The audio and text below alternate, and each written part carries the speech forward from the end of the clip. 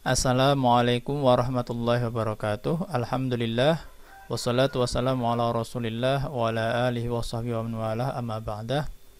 Allahumma inna nas'aluka ilman nafi'a wa rizqan thayyiban wa amalan mutaqabbala. Allahumma la ilma lana illa ma 'allamtana innaka antal alimul hakim. Baik, rekan-rekan mahasiswa semuanya dirahmati Allah. Pada perkuliahan kali ini kita akan mengkaji terkait dengan gambaran umum tafsir tematik. Jadi deskripsi umum tafsir tematik itu apa? Nah, materi kali ini saya ambilkan dari proposal saya yang tertolak. Ini saya kemarin membuat proposal disertasi, tetapi tertolak dan minta untuk diganti judulnya. Namun di sini saya sudah menyiapkan di latar belakang ini beberapa tulisan atau referensi-referensi terkait tafsir tematik yang menurut saya ini sudah cukup lengkap untuk menjadi gambaran umum untuk memahami apa itu tafsir tematik. Ini ada di latar belakang masalah dari proposal saya, gitu ya. Baik, pertama untuk memahami secara sederhana, sebelum kita lanjut, ini saya mengingatkan kepada seluruh mahasiswa untuk mencatat materi yang ada dalam video ini, karena nanti ketika ujian saya biasanya mengambil materi dari video-video yang sudah saya bagikan. Nah, biasanya problemnya ketika mau ujian itu mahasiswa meminta materi ini berupa tulisan atau catatan, karena kalau mau lihat video lagi kan lama gitu. Nah, itu saya tidak memberikan karena ini kan proposal saya, ini belum diterbitkan.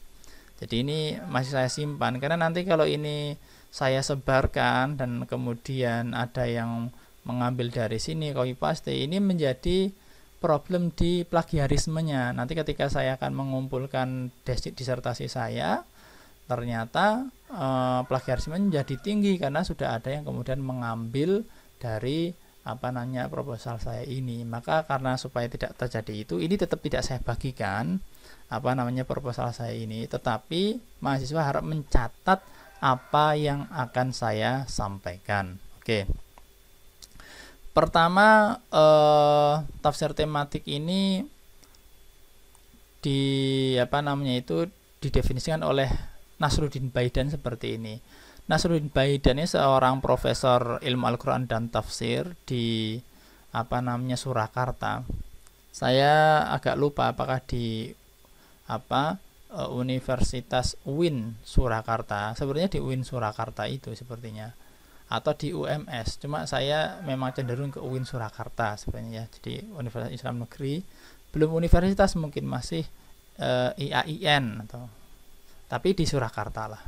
Beliau ini lulusan dari UIN Jakarta gitu. Nasruddin Baidan, murid dari Quraish Shihab. Nah, beliau ini juga banyak menulis buku tentang ilmu Al-Quran dan tafsir. Salah satunya buku ini, metode penafsiran Al-Quran. Nah, nanti Anda bisa cari itu. Baidan menyatakan bahwa metode tematik adalah, metode tematik itu apa? Membahas ayat-ayat Al-Quran sesuai dengan tema atau judul yang telah ditetapkan. Jadi intinya ini, membahas ayat-ayat Al-Quran sesuai dengan tema atau judul yang telah ditetapkan. Oke, kayak gitu ya. Nah, nanti metodenya bagaimana? Metodenya, semua ayat yang berkaitan dengan tauhid tersebut dihimpun, kemudian dikaji secara mendalam dan tuntas dari segala aspeknya, seperti asbab nuzul, kosakata, istimbat. Istimbat itu artinya penetapan hukum ya, atau penggalian hukum, dan lain-lain. Seperti itu. Semua itu dijelaskan secara rinci dan tuntas, serta didukung oleh dalil-dalil dan fakta kalau ada yang dapat dipertanggungjawabkan secara ilmiah, baik argumen tersebut berasal dari Al-Quran, hadis, atau pemikiran rasional. Kalau Islah Gusmian itu dia penulis buku ini, Hazanah Tafsir Indonesia dari Hermeneutika hingga Ideologi. Ini sudah ada bukunya, bisa Anda beli juga dalam bahasa Indonesia. Islah Gusmian itu tidak menyebut tematik sebagai metode, namun beliau menyebutnya sebagai sistematika penyajian tematik saja. Nah, ini untuk pendahuluan. Jadi seperti itu orang Indonesia, beberapa akademisi Indonesia itu melihat tafsir tematik itu seperti itu. Cuma kayak gini, apa yang telah saya baca dari beberapa buku tafsir tematik seperti bukunya Al-Farmawi, kemudian bukunya Mustafa Muslim, dan bukunya Al-Qumi, Ahmad Said Al-Qumi, dan lain sebagainya, itu tafsir tematik itu ada dua. Tafsir tematik berdasarkan apa metodenya ya, itu ada dua. Dan Farma itu menyatakan bahwa tafsir tematik itu manhaj at-tafsir al-mawdu'i, kayak gitu. Jadi memang metode ya. Berdasarkan metodenya atau berdasarkan pola pengkajiannya, tafsir tematik itu ada dua. Jadi ada yang pengkajiannya itu dengan cara kompilasi ayat-ayat Al-Quran yang memiliki tema yang sama.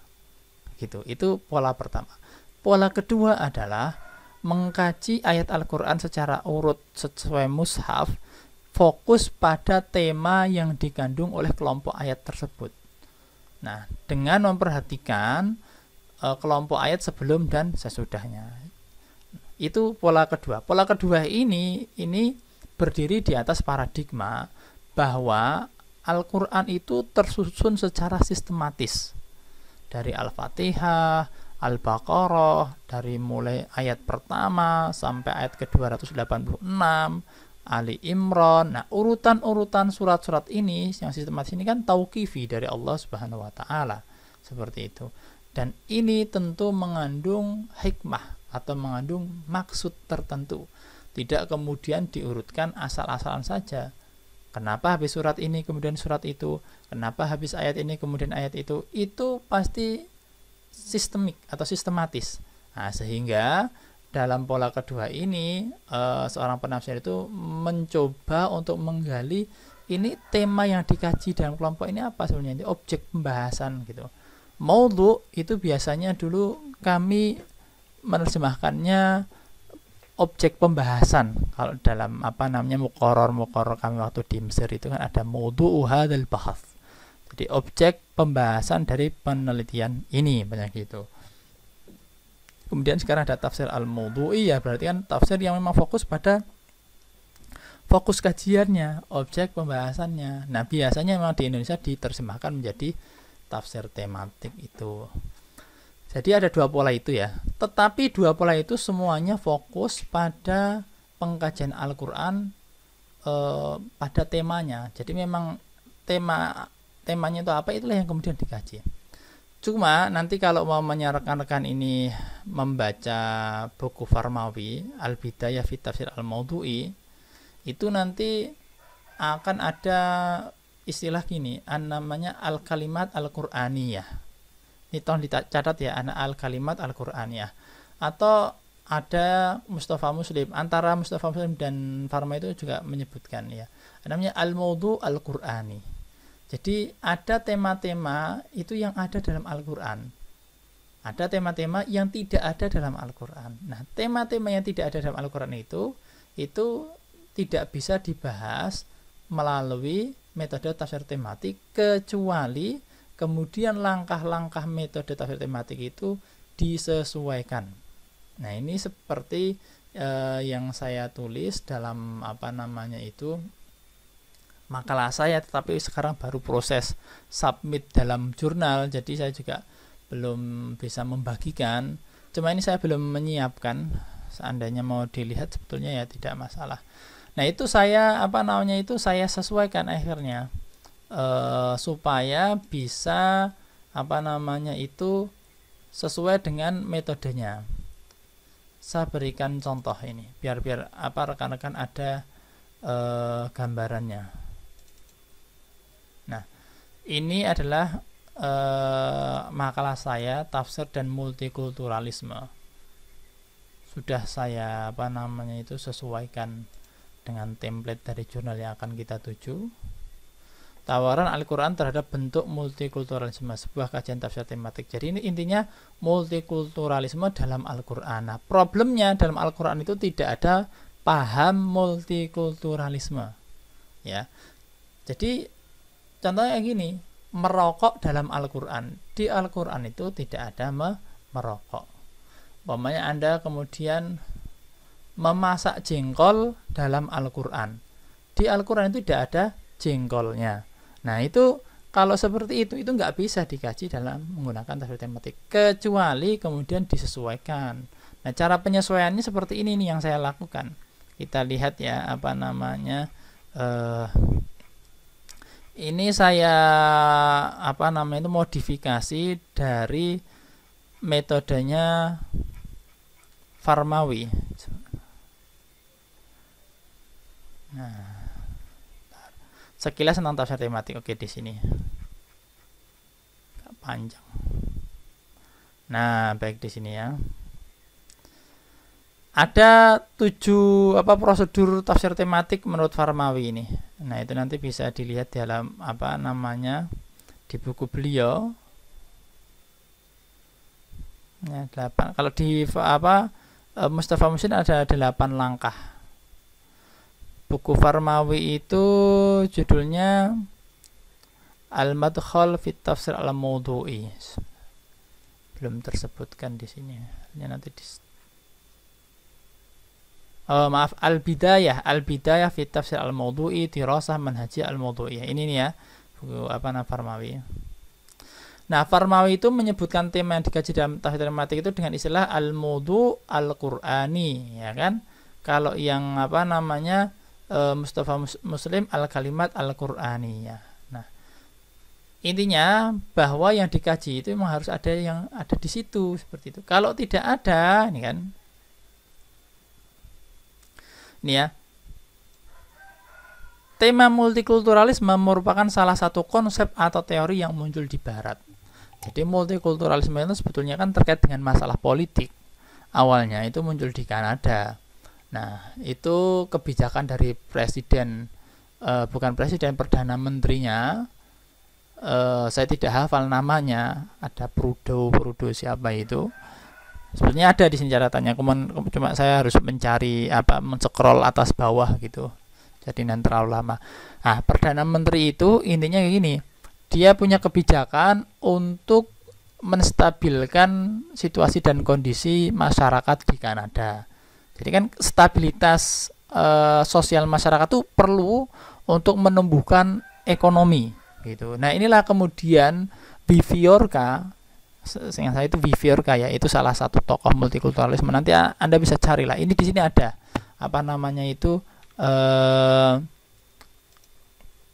referensinya.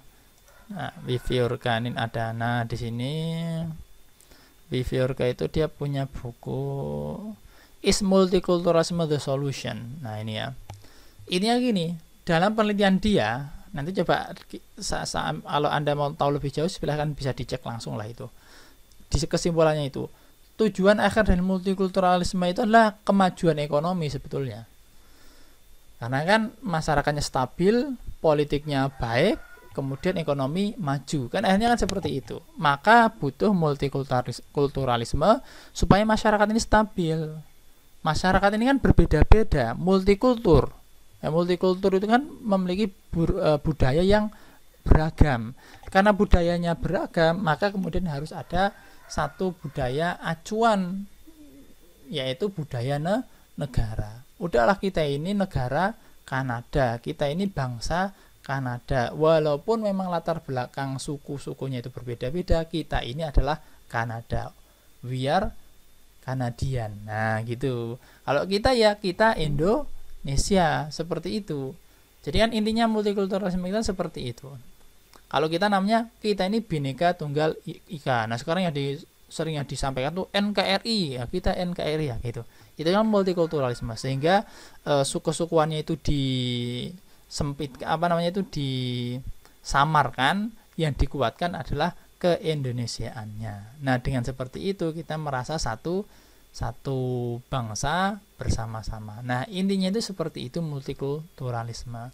Nah, secara lebih detail ini memang kemudian ya biasalah para akademisinya kemudian berbeda pendapat dan mereka saling berdiskusi. Nah, inilah yang kemudian menjadikan multikulturalisme itu pembahasan yang cukup lebar. Nah, ini munculnya ini di Barat, tidak ada dalam Al-Quran. Ketika Anda membahas multikulturalisme dalam Al-Quran, ya aneh juga.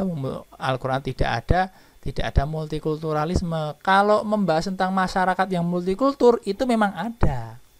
Tapi multikulturalisme itu tidak hanya membahas masyarakat yang multikultur saja. Ada banyak aspek yang kemudian dikandung oleh multikulturalisme. Nah, sehingga yang kita bahas pertama itu aspek-aspeknya apa yang ada dalam Al-Qur'an itu. Gitu. Jadi, pertama di metode yang kami modifikasi ini. Oh, ini kok jadi kuning.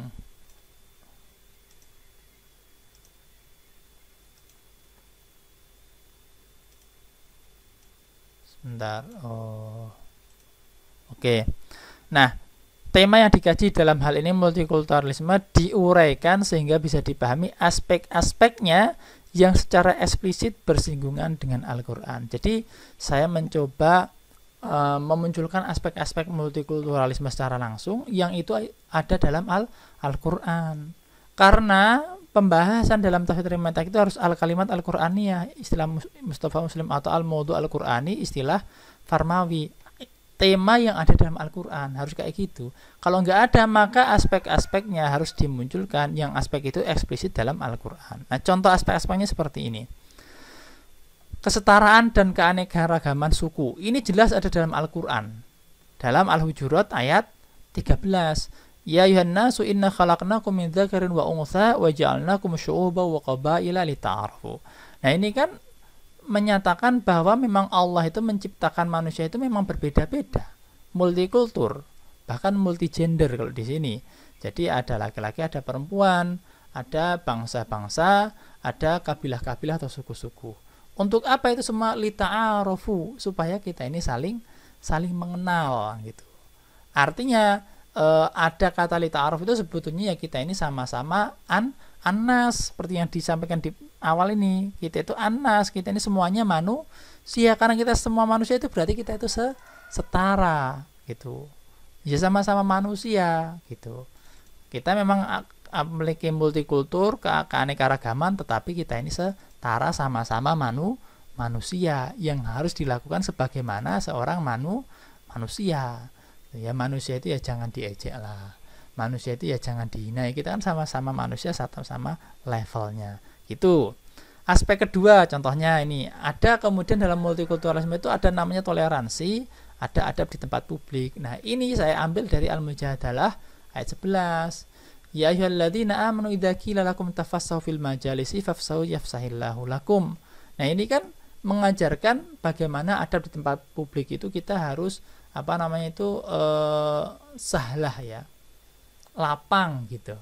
Jadi ketika kita dalam sebuah majelis ada yang datang, ya kita kemudian meluaskan tempat duduknya lah. Jangan kemudian kita diem saja, acuh tak acuh, ya biarin aja, biar nyari tempat duduk sendiri. Enggak kayak gitu.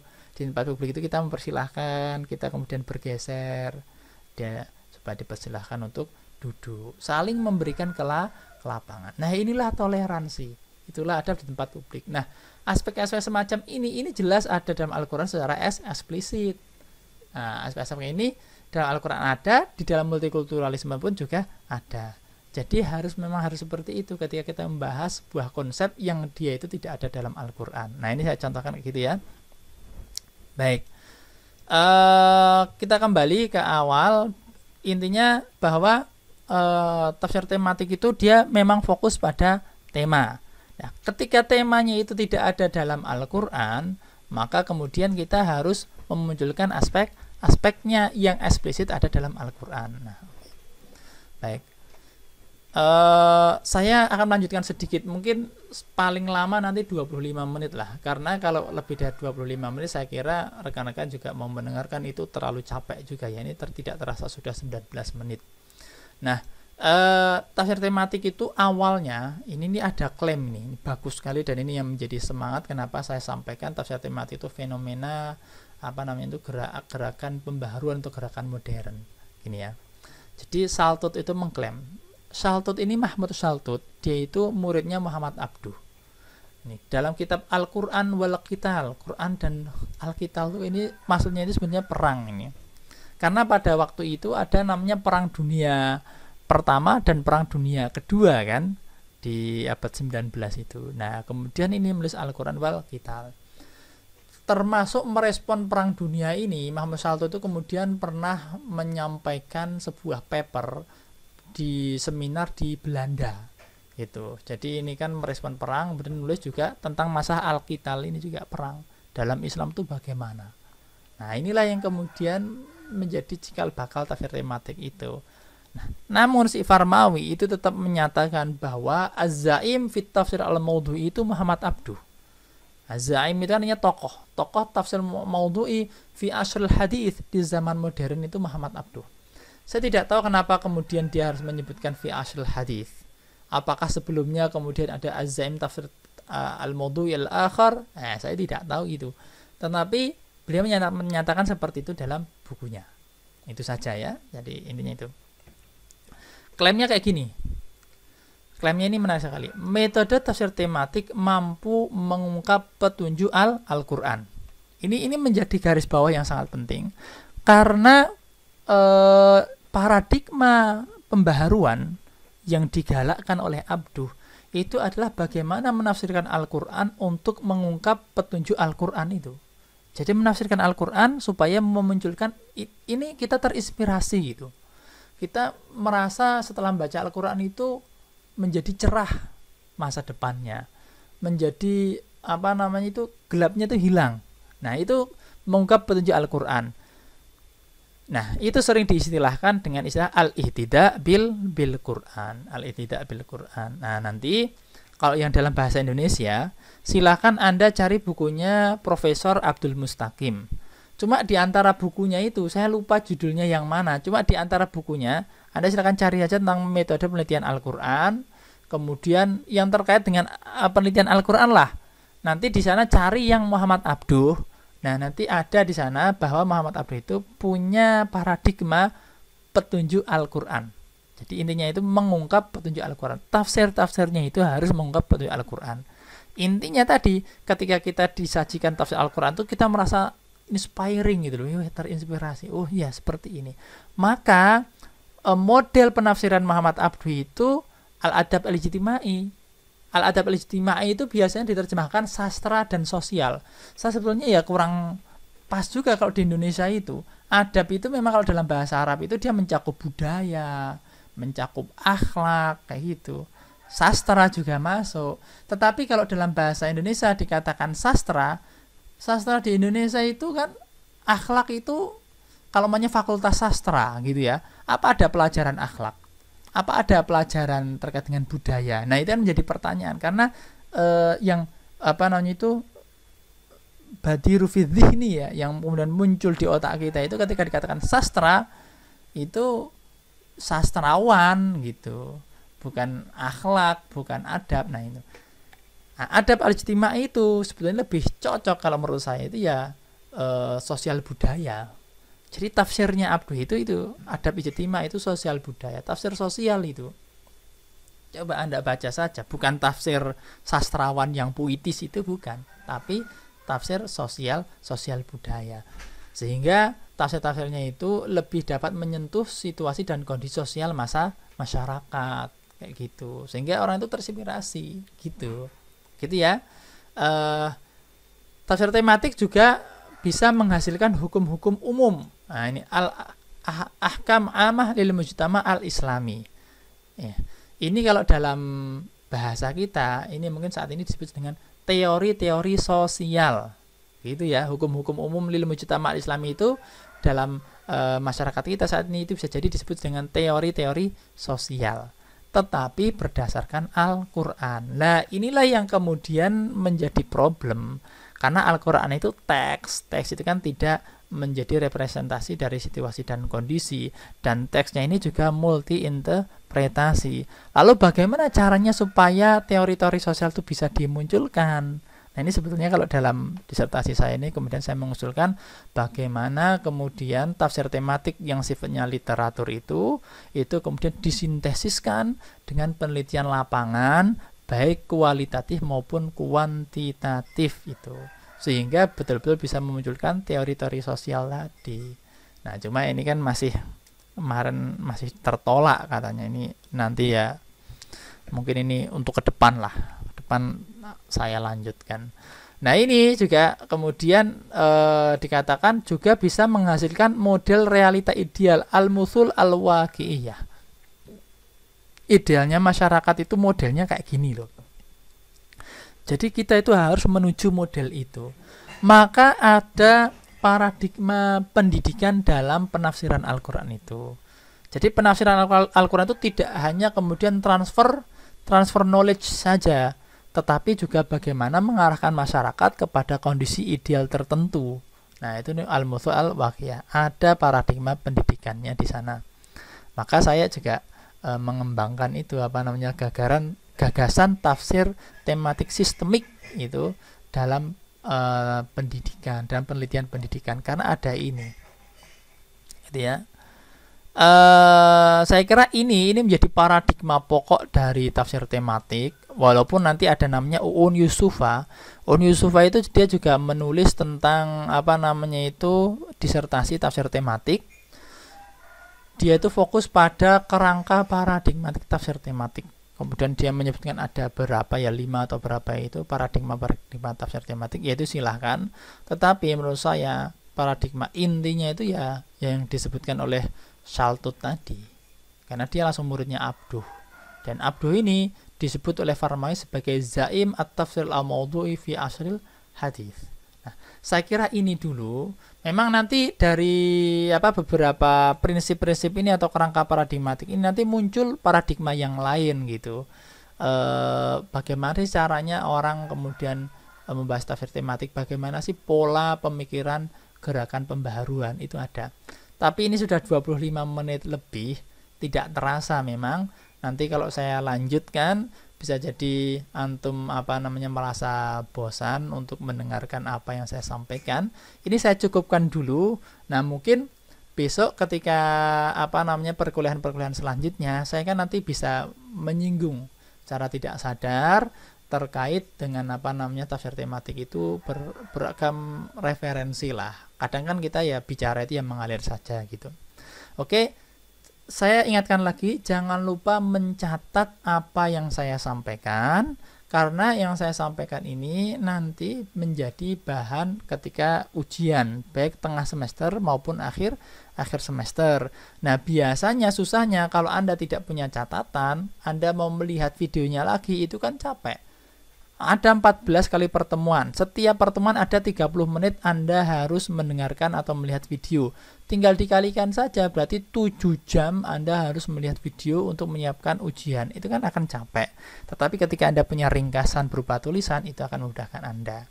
Terima kasih. Saya kira hanya ini yang kami sampaikan pada perkuliahan kali ini. Semoga bisa menjadi manfaat untuk kita semuanya, dan saya juga mohon maaf seandainya ada tutur kata saya yang salah.